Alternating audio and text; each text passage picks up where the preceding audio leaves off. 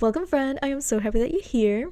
I'm Agatha and today I want to help you get some inspiration on things that you could include in your knitting and crochet goals that do not include sweaters or tops or hats or scarves or mittens or socks or amigurumi or blankets. I have 60 patterns across 20 different categories of things that can maybe get some of your creative juices going that maybe you've never made before or include some techniques that you've never tried before. Out of the 20 categories, only 2 of them are still technically garments, but I feel like they're things that people don't really talk about very often, so I still think that they belong in this list. I was originally going to be making a 2025 knitting and crochet goals video for today, but there is a reason why this video is coming out at the end of January, when probably everyone already finished their knitting and crochet goals video several weeks ago. When I started preparing for that video, I couldn't get out of my head the thought that I don't really wear any of the sweaters that I've ever made for myself, and I have more than enough blankets than I could ever need even through the Minnesota winters, and also I've realized that some of my favorite things to wear are band t-shirts and flannels, and I can't really make those with knitting or crochet. So yeah, I don't want to sound dramatic, but I did basically have a full mental breakdown, like an existential crisis. Like, if I can't make sweaters, and I can't make tops, and I can't make blankets, and I'm not really into making amigurumi or socks, then what else is there to make? So I dove deep and hard into Ravelry, trying to come up with as many different patterns as possible of things that I genuinely feel I would be really happy to make, but that I would also genuinely feel very happy to use. Now today, if it's not clear, I'm not feeling as doom and gloom as I was. It's a little bit of a crazy thought to think that I wasn't gonna make any sweaters or tops this year. I literally am almost done with finishing a sweater and I'm really excited to start another one. And I also bought some new yarn last week that I think is gonna make an awesome summer top. I've had a little bit more time to think this through, and honestly, I think that the reason why I don't wear any of the things that I've made for myself comes down more to the fact that I'm still new at making garments for myself, and I need to continue experimenting with patterns and yarns until I can finally get that perfect sweater that I'm envisioning when I start a new project. But I am still very proud of all the time and effort and thought that I put into selecting each one of these patterns, and it might still be helpful for you to see all of the stuff that I was able to come up with. If it isn't obvious, I'm not endorsing any of these patterns. I haven't made any of them myself, so just think of this video more like we're hanging out and window shopping on Ravelry together. So even if you already finished your New Year knitting and crochet goals, or maybe you're in between projects right now and you need a little bit of a palette cleanser, or maybe you lost your crojo and you need a little bit of help to figure out what to make next, I hope that this video can serve you as inspiration of things that can spark joy to make and to use. Also, before we even get started, I'm sorry if I mispronounce anyone's names, but having said all that, let's finally get right into it. So like I mentioned, I did include 2 garments in my list, so I wanted to talk about leg warmers first. I've honestly been itching to make leg warmers for a very long time now, but I've never just set aside some time to actually make them. So maybe this year is the year. I'm in my office now, and in the winter my legs can get very cold, so I think that leg warmers are something that I could genuinely use on a regular basis. The first pattern is the Huga leg warmers by Dora Violet at Witching Hour Knits. This is a free pattern, calls for worsted weight yarn, and out of all of the designers in this entire list, Dora Violet is the only one that I've actually made one of her patterns before. I've made the Beltane sweater, and that is, I think, the only one or one of the very few patterns that I genuinely use consistently in the summer. So by my standards, that's already a very big endorsement. The next one is the Striped Thigh Highs by Sherry Moore. It's also free, calls for air and weight. And I picked this pattern because it does actually have instructions on how to modify it depending on how large you need the circumference of the top of the leg warmers to be. And it goes up to 24 inches in circumference, which would actually fit me. So 24 inches in circumference is not actually that much. So it's not the most size inclusive pattern, but it is free. So it is what it is. What can you do? And the next one is the Failing Good Leg Warmers by Natalie Dennis. It's also free, calls for DK with yarn. And this was the original pattern that got me really excited about the idea of knitting leg warmers. They just look so straightforward and so mindless, but also so slouchy and warm and cute. For the second category of garments, I wanted to talk about skirts because personally I am in desperate need of more bottom garments variety to include in my wardrobe. And last year I already knew that I wanted to make skirts, but I never got around to it. So I still love the idea, but maybe this year is the year. The first one is the Sporty Knit Skirt by Florence Miller. It is £5 and 50 pence and it calls for DK weight yarn.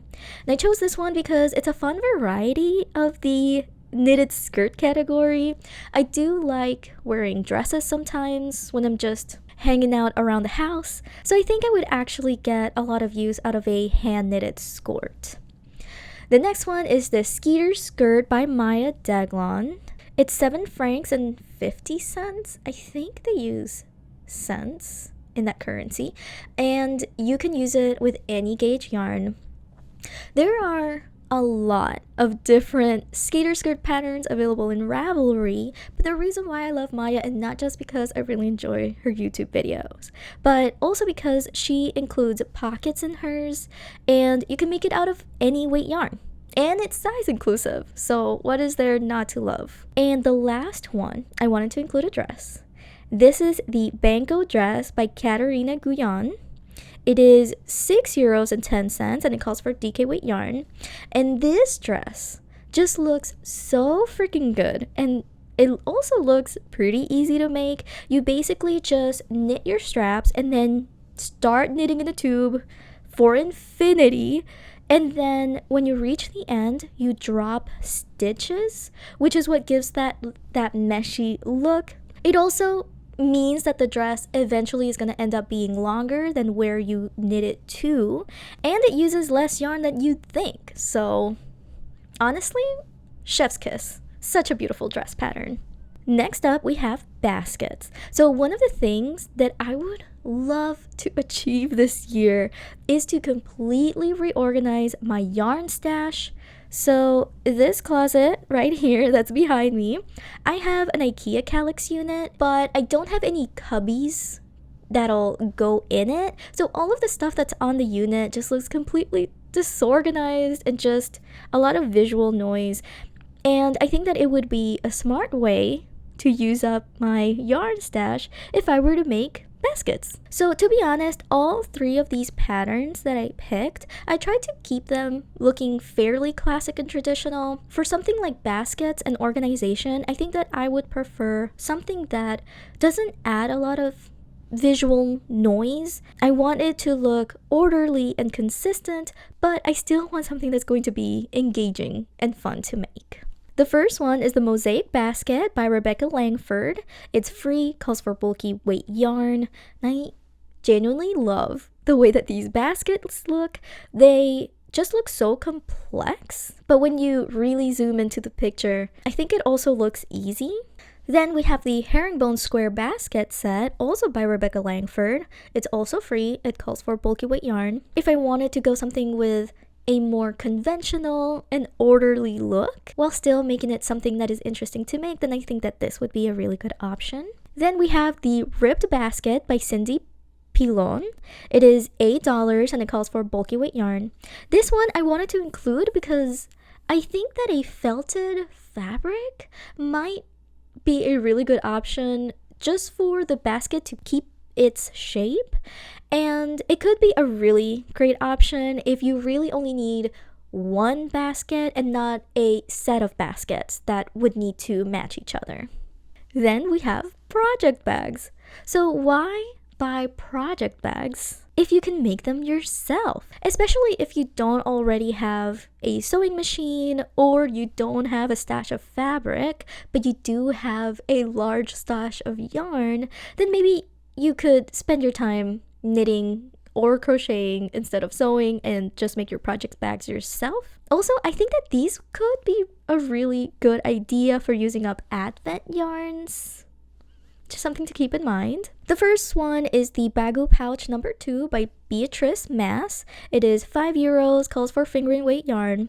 And I thought that this was a really fun hybrid between baskets and bags. So you can have a project bag that'll sit up by itself and not flop all over the place. Then we have the Pearl Pouch by Tori Yu. It is $7, calls for DK weight yarn.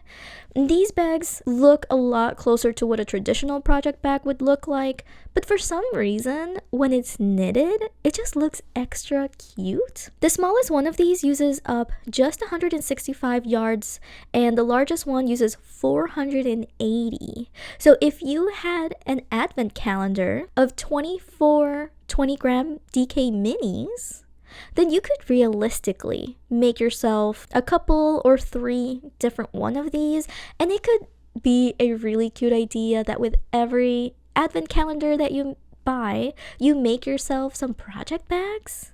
So then it's almost like, okay, if I bought the 2024 advent calendar, then these are my 2024 project bags, and so on.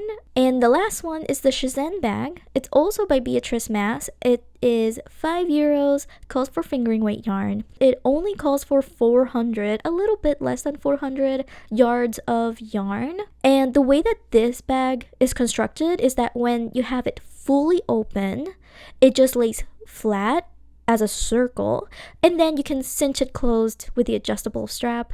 I think that this would be a really great use of a 100-gram fingering weight skein that is too pretty to give away, but it's not so precious that you can't use it to make yourself a project bag.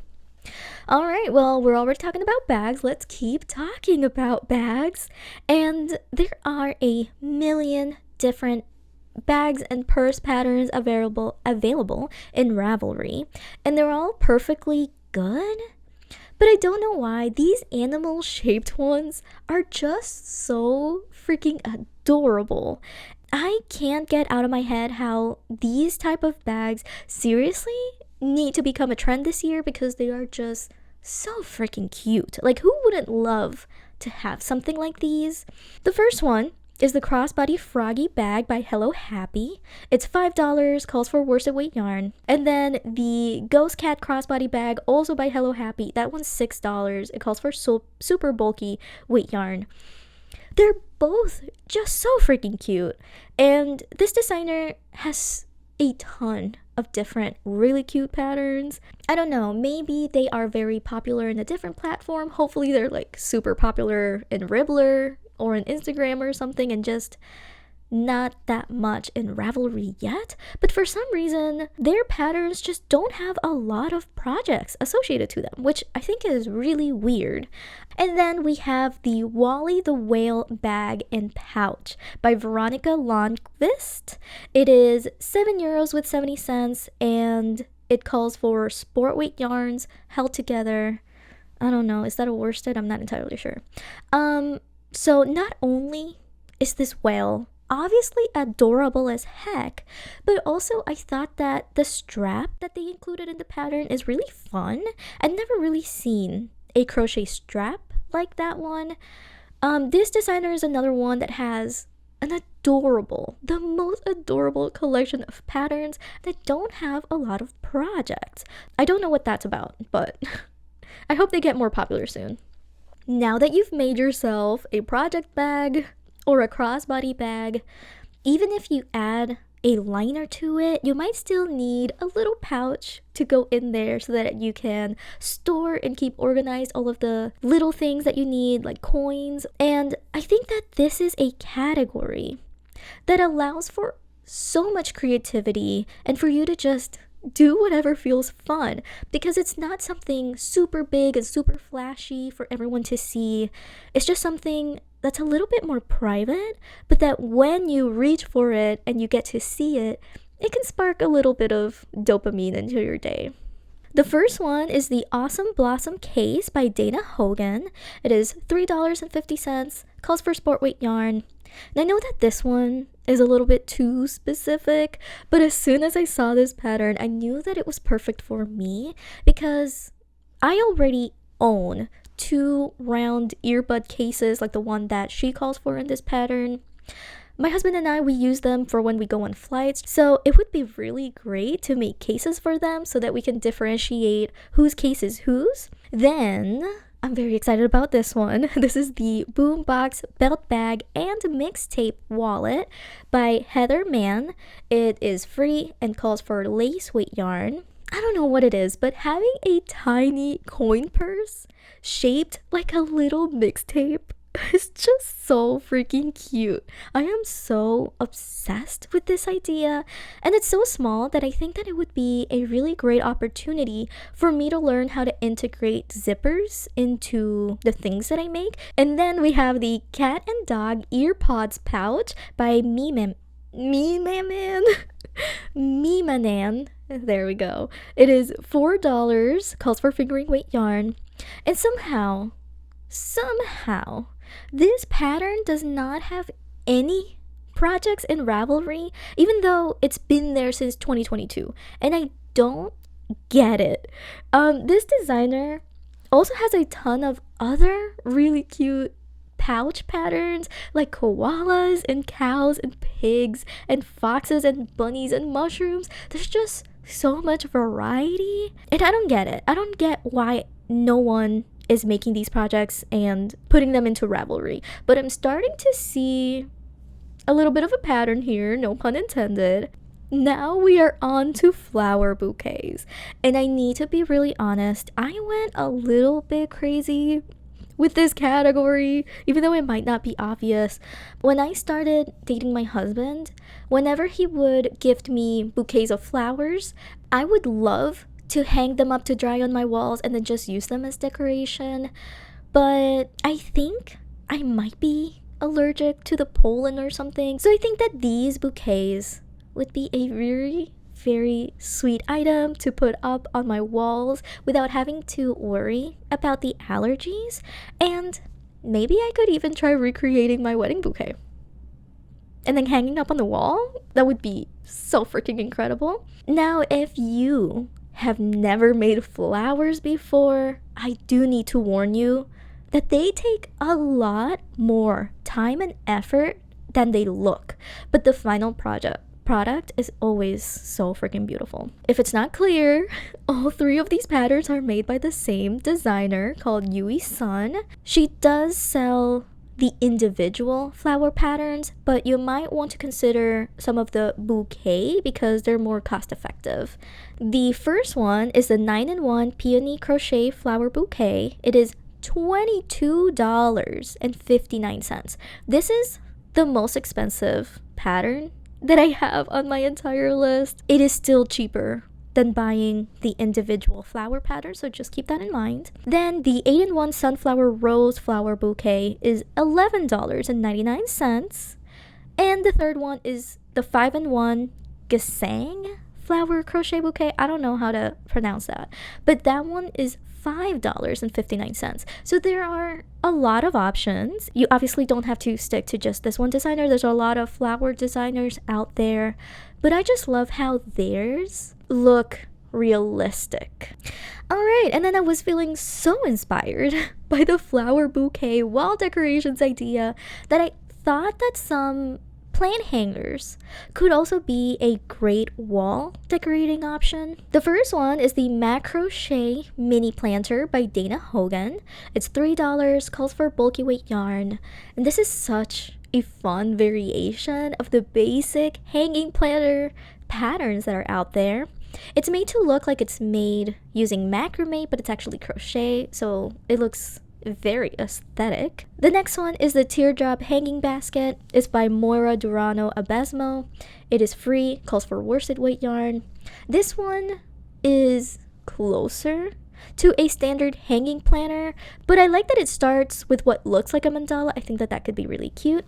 Then we have the hanging wall baskets by Olga Kislakova. It is $6, calls for bulky weight yarn. And this designer is all about making stuff out of jute. I can't imagine that crocheting with jute would be really fun, but I get it. They do look like they would be able to stand the test of time. And then we are back to looking at more Yui-san patterns. I figured that if I'm going to make myself plant hangers, then why don't I also make the plants themselves? But it is a lot harder, in my opinion, to find regular plant patterns on Ravelry. They all just look very amigurumi, very squishy, very cute, and that's not really what I was going for. I wanted something that just is more realistic. The first one, I don't know how to pronounce plant names. Dracana reflexa? Whatever. It is $2.99. Then we have the World Umbrella Plant. That one is $2.59. And the 4-leaf clover is $2.39. So by the time that I was starting to look for these type of patterns, I think that I figured out that maybe wall art is the thing that I really want to focus on this year, because I have a lot of blank walls all around my house. I'm generally not really good at decorating walls, but if I make the things, maybe I'll be better. So I had never heard of Steve Plummer before, but his stuff is genuinely so incredible. All of his patterns have a visual effect to them where when you're facing the piece, it looks like a thing, but then when you look at them from an angle, you can see something else. And I have no idea how that even works, but I would love to find out. This piece is called Where in the World. It is £5, and it is very aspirational.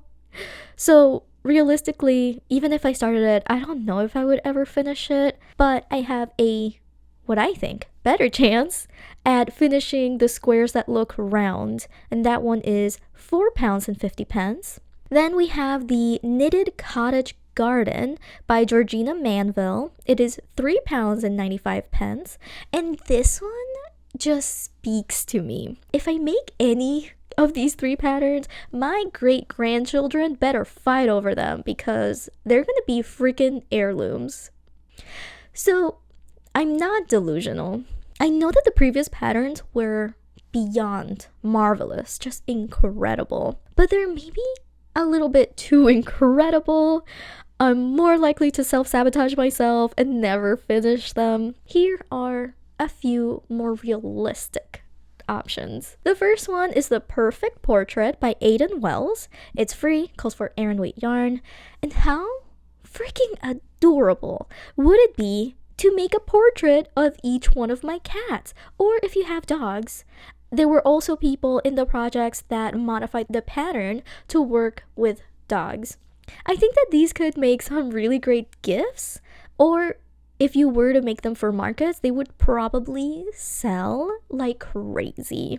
Then we have the Starry Night by Amber Fall Crean. It is $3.50. It calls for sport weight yarn. And this designer is all about recreating famous paintings in tiny crochet form. Then we have the Winter Chickadee banner. It is by Cherie Marie Leck. It is $4.99, calls for DK weight yarn. Now, this designer has also a ton of very cute stuff. They're all like pixelated looking animal patterns, and she has them in both knitting and crochet. Honestly, I can't see myself reaching the end of 2025 having not made at least one of her bird patterns. They're just so freaking adorable. So at this point, this has now become a wall decor knitting and crochet inspiration list. I went a little bit crazy, but I mean, there's just so many possibilities. The first one is the Garland of Colorful Bows by Carolina Guzman. It is $3.50 and calls for Aran weight yarn, but honestly, I feel like these would be perfect in any weight yarn. I even had this idea, like what if make one bow out of every single scrap of yarn left over from all of my finished projects. So then at the end of the year, I could have like a garland of the year kind of thing. Like I think that would be really, really cute and just a really fun reminder of all of the projects that I worked on throughout the year. Then we have the Fairy Garden Wall Hanging. It's by Jessica Ryan. It is $6.50, calls for worsted weight yarn. And this one you can make as wide or as narrow as you'd like. I loved just seeing the creativity of everyone in the projects. I'm thinking that this is something that you could put on your closet door and then maybe tie the sides like it was a curtain. I think that would be so cute. Then the Daisy Chain Kit by Frankie Brown. It is free and calls for DK weight yarn. A lot of the people, most of the people in the projects page use these as flower crowns. But again, I think that these could serve as some really nice garlands. And you can use the teensiest, tiniest scraps of yarn from your finished objects to make the flowers. And then have that year of finished objects garland. Or I came up with a brilliant idea. What if you made it a temperature garland? It would be so much easier to make than a temperature blanket. I'm honestly shocked that I was able to come up with that idea. I just think it's genius. And I hope someone out there makes it because I'm very proud of my idea of making a temperature garland. Then this category, I am calling the Rich World Adventurer Souvenirs category.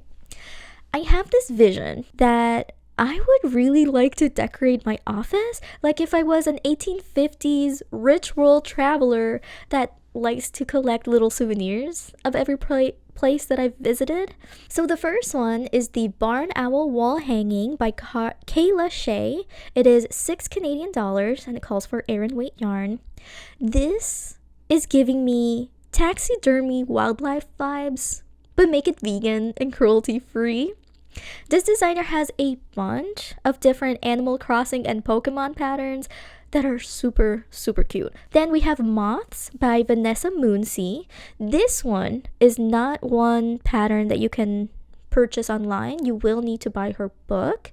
This one calls for lace weight yarn. And what is more rich world adventurer than having specimens of rare bugs all around your studio? And this pattern looks like it could be something that could be modified to make it look like maybe a moth that you really like or a moth that is native to your area. Could be really cool.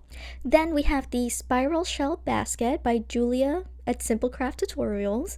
It is €5.99 and it calls for super bulky weight yarn. Now, if you are a rich world adventurer, it is an absolute must to have some sort of seashell variety.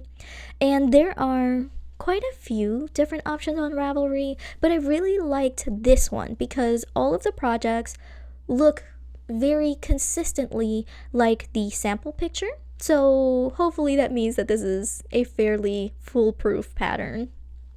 And we continue with the Rich World Adventurer Souvenirs, but this one, instead of being like an 1850s rich person, maybe this would be like a present day rich world adventurer. The first one is the Alien Autopsy by Emily Stone King.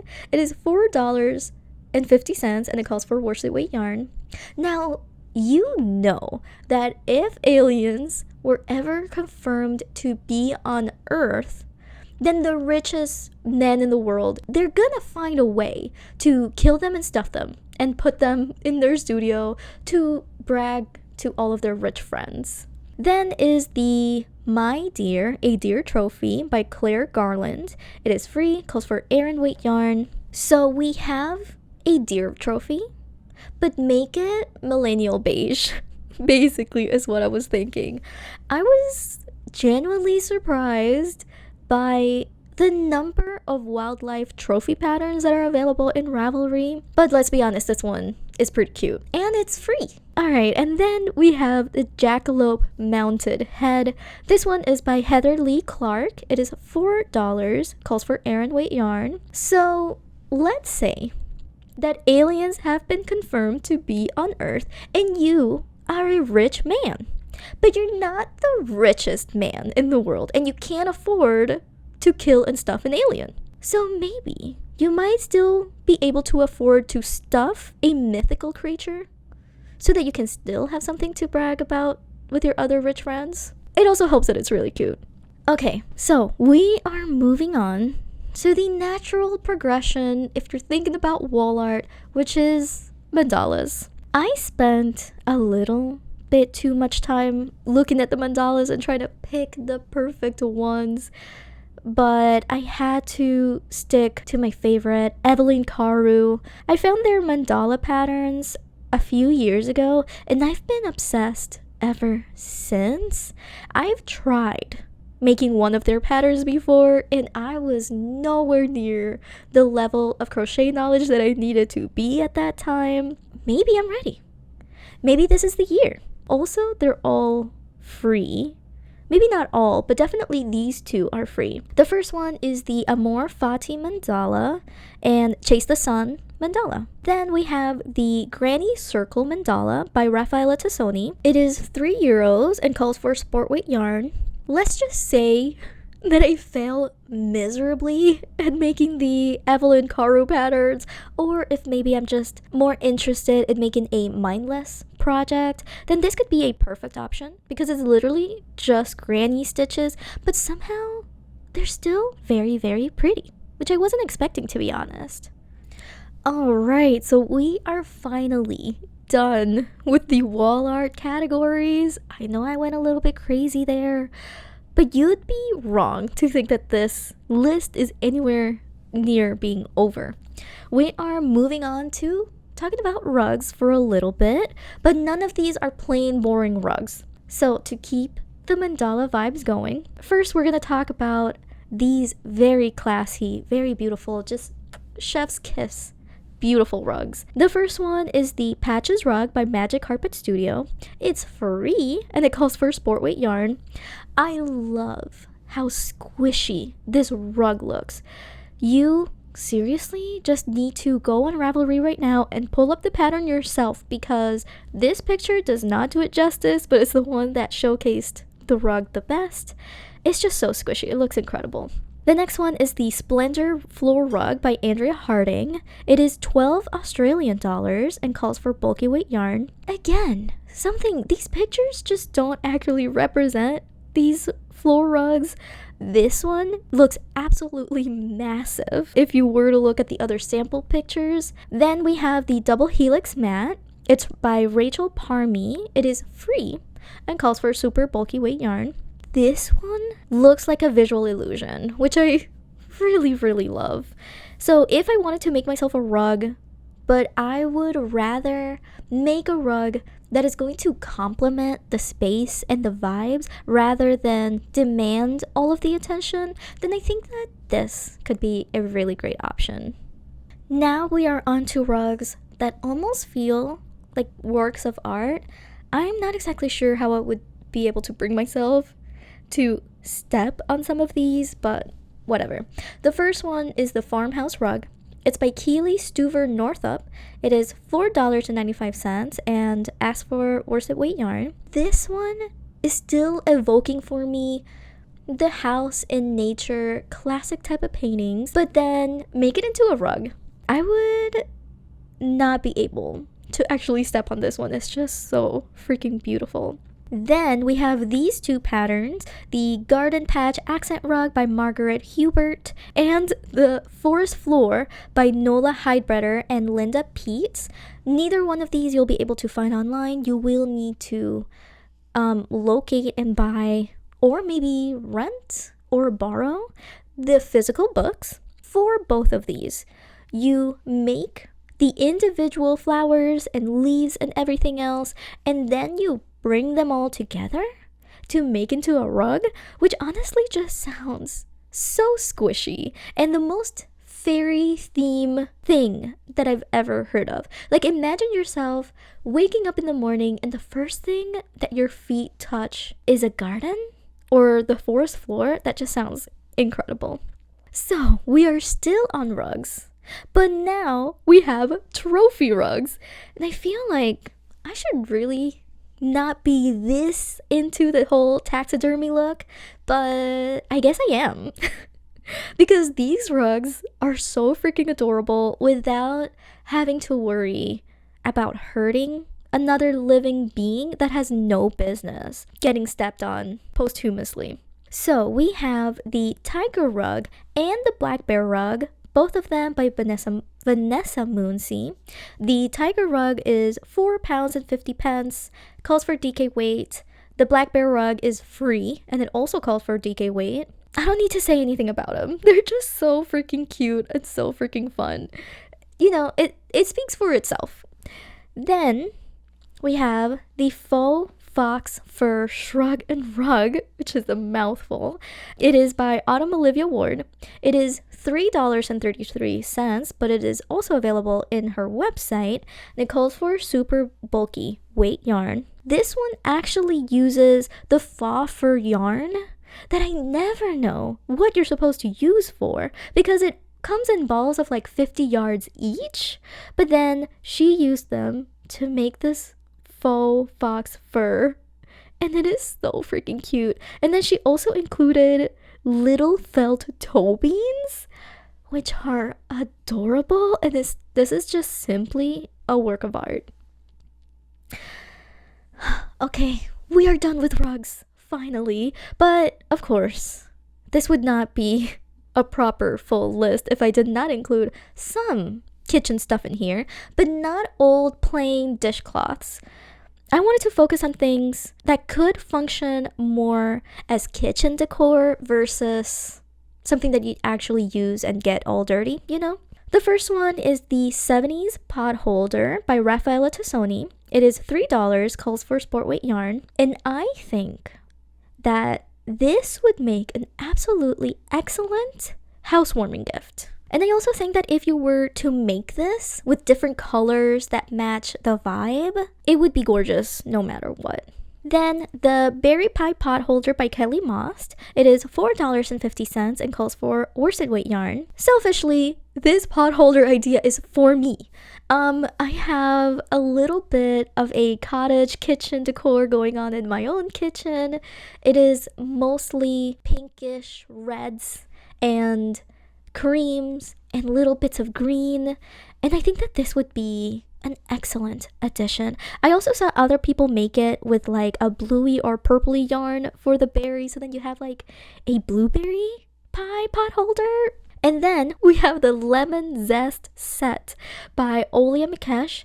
It is free, calls for DK weight yarn, and I could not stop thinking about this lemon dishcloth, but I don't even have citrus decor in my own kitchen, but it's just so adorable. So maybe if it was me, I would try to switch it up to make the lemons look like strawberries. Okay, last but not least, this is the last category, you guys.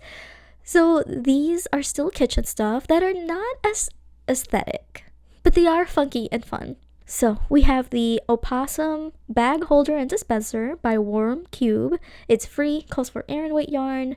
And the catfish bag dispenser by Alicia Duran. It is $6 Canadian, calls for worsted weight yarn. So even though I always try to use my reusable grocery bags, every once in a while, somehow a plastic bag makes its way into my house and they start accumulating because I just don't really use them that often. So instead of being upset about having plastic bags in my house and how much space they occupy, I thought that I could turn it around and make it something that can actually be fun to look at. The opossum is honestly just funny, but the fish one, I saw in the projects that someone made it into a magic harp, which is just perfect because magic harps are famously the most useless of fish. And the last pattern to wrap up this list, we're going to talk about the Hot Chick in Town Hot Pad by Marsha Sparks. It's $4, calls for Aran weight yarn. Now for this one, maybe we could lean into a little bit into how chickens were the biggest trend in the knitting and crochet world in 2024. But maybe people are getting tired of chickens, so fair.